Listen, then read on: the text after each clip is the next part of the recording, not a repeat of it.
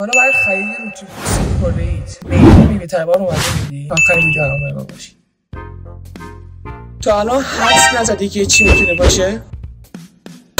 خب بالاخره پیداش کردیم و میخوایم براتون آنباکسش کنیم. ببین براتون چی آورد؟ این کدو تنبل با بقیه کدو تنبل فرق میکنه. توش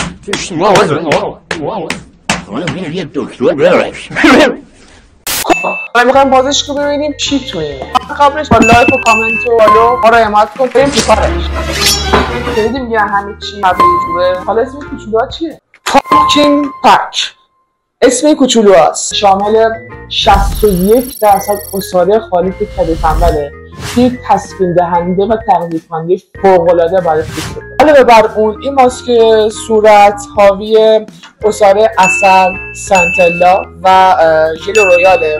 باعث میشه که آبرسانی پوست 2 برابر بشه. یک مرطوب کننده خوبم برای پوست هست. روش استفادهش هم خیلی راحته. هر کدوم این سایت‌ها برای 2 بار استفاده طراحی شده. علاوه بر اون داخلش یه دونه براش هم گذاشته که استفاده ازش خیلی راحت تر کرد. اطلاعات بیشتر رو برای داخل کپشن گذاشته.